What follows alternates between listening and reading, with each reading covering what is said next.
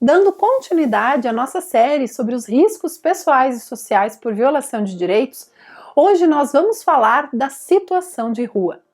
Muita gente utiliza o termo morador de rua ou população em situação de rua.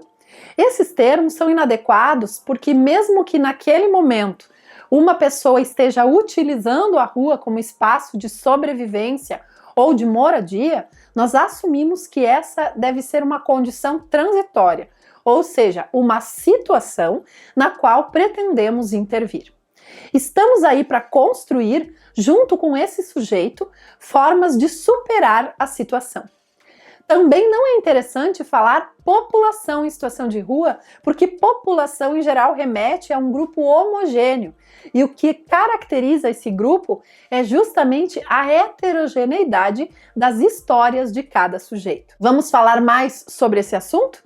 Eu sou Ana Pincolini e esse é o Suas Conversas.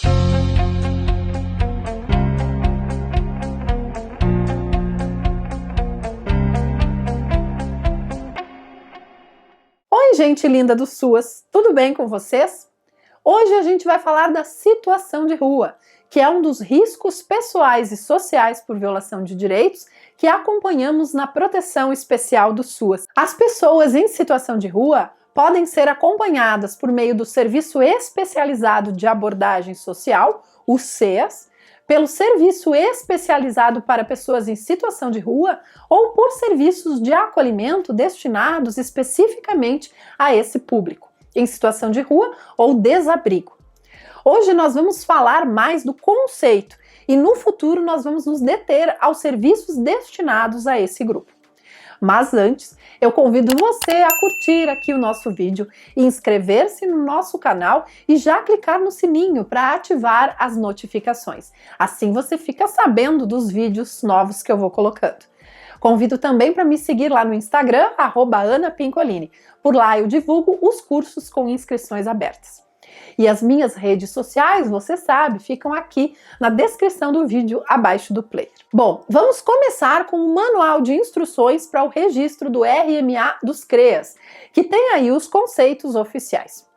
O que encontramos lá no manual? Abre aspas. Pessoas em situação de rua, de acordo com o decreto número 7053 de 2009, são o grupo populacional heterogêneo que possui em comum a pobreza extrema, os vínculos familiares interrompidos ou fragilizados e a inexistência de moradia convencional regular, e que utiliza os logradouros públicos e as áreas degradadas como espaços de moradia e de sustento, de forma temporária ou permanente, bem como as unidades de acolhimento para pernoite temporário ou como moradia provisória. Fecha aspas. Ou seja, embora estejamos falando de pessoas cuja trajetória de vida é bastante heterogênea, encontramos 3 pontos em comum que são justamente esses que formam o conceito. Estar em extrema pobreza. 2. Ter os vínculos familiares rompidos ou fragilizados. E 3. Usar logradouros públicos e áreas degradadas como forma de moradia e sustento, ou seja, estar em locais não convencionais. Um marco histórico que temos que considerar quando trabalhamos com pessoas em situação de rua é a Política Nacional das Pessoas em Situação de Rua, de 2009. A construção dessa política teve participação ativa do Movimento Nacional das Pessoas em Situação de Rua. Essa história é contada com mais detalhes no capítulo 1 do Caderno de Orientações Técnicas do Centro Pop Rua, que eu vou deixar abaixo do player para você baixar. Toda essa parte histórica que eu vou trazer é um resumo desse capítulo. Como vocês sabem, no final da década de 1970, nos últimos respiros da ditadura civil-militar, muitos movimentos populares se articularam pela democracia, reivindicando direitos políticos e também sociais.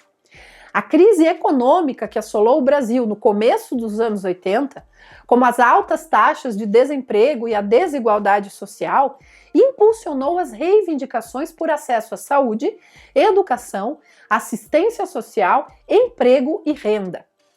Tudo isso levou a um aumento das pessoas em situação de rua nos espaços urbanos, incluindo um alto contingente de crianças. Os colegas mais antigos e que trabalharam na assistência social durante esse período falam da grande quantidade de pessoas em situação de rua e destacam que abordavam muitas crianças em trabalho infantil no espaço da rua. Depois da redemocratização, começaram a se organizar movimentos desse segmento, como a Pastoral do Menor, em 1981, o Movimento Nacional dos Meninos e Meninas de Rua, em 1985, e as Pastorais do Povo da Rua, ligadas à Igreja Católica. Esses movimentos contaram com a participação da sociedade civil, igrejas e pessoas em situação de rua, inclusive as próprias pessoas que vivenciavam. A capacidade de mobilização, de articulação desses movimentos, contrariou a crença de que esse segmento, as pessoas em situação de rua, não tinham capacidade de organização política em torno da busca de seus direitos. As pessoas em situação de rua eram vistas como passivas e acomodadas por grande parte da população, só que elas mostraram protagonismo e organização. Nos anos 1990, foi instalado um Fórum Nacional de Estudos sobre População em Situação de Rua, termo que se utilizava na época. As principais pautas do Fórum Nacional eram acesso à moradia, saúde e assistência social.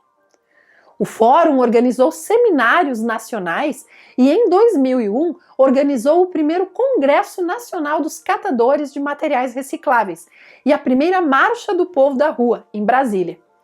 Essas ações contribuíram para dar visibilidade às pautas das pessoas em situação de rua na agenda pública. Até que nas noites de 19 a 22 de agosto de 2004, aconteceu uma chacina contra pessoas em situação de rua na região central de São Paulo, o que ficou conhecido como o Massacre da Sé. 7 pessoas em situação de rua foram mortas e outras ficaram com sequelas irreversíveis. Eu vou deixar um link com uma reportagem para quem quiser saber mais sobre esse triste episódio. Depois desse fato trágico, aumentou a articulação do Movimento Nacional dos Catadores de Materiais Recicláveis e das pessoas em situação de rua, de modo que no ano seguinte, em 2005, durante o 4º Festival Lixo e Cidadania, foi lançado o Movimento Nacional da População em Situação de Rua.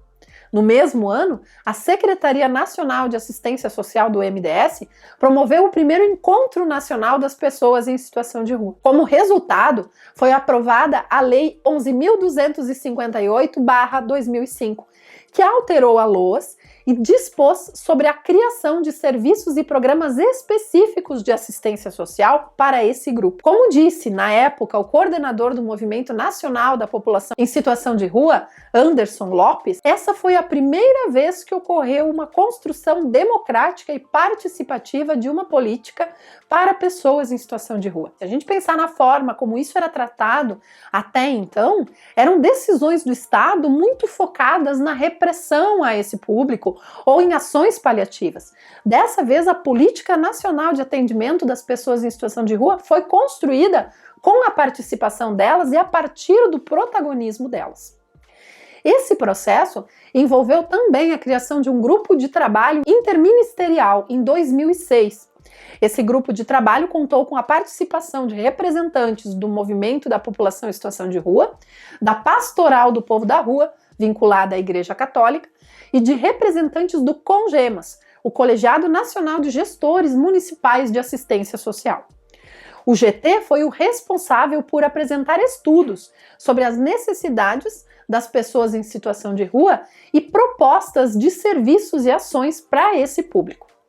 A construção do texto da Política Nacional começou em 2007, contando com seminários e consultas públicas em várias cidades, e a publicação aconteceu em 2009, consolidada por meio do Decreto 7.053. Paralelamente, entre 2007 e 2008, o MDS iniciou uma pesquisa nacional sobre esse público, coletando dados de 23 capitais e 48 municípios com mais de 300 mil habitantes, totalizando 71 cidades pesquisadas.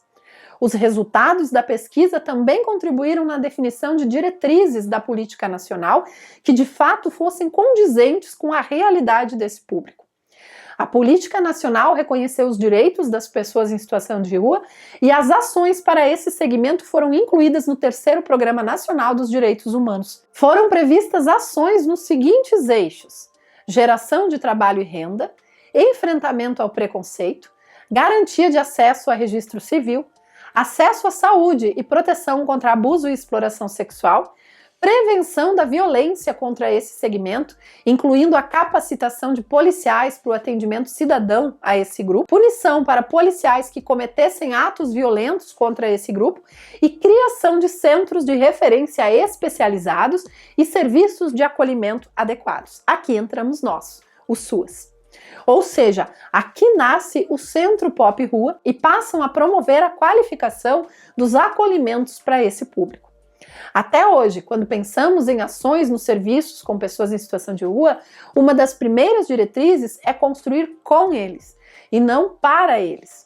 Estamos falando de pessoas adultas e com capacidade de reflexão, organização e mobilização, que foram participantes ativas na construção dos próprios direitos. Bom, eu vou ficando por aqui. A gente vai falar mais desse assunto no próximo vídeo, especialmente pensando no combate ao preconceito, que é um dos eixos do Plano Nacional de Direitos Humanos que se refere a esse grupo.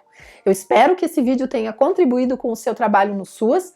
Curta, compartilhe com outros colegas, inscreva-se aqui no canal caso ainda não seja inscrito. E a gente se vê na próxima conversa. Tchau!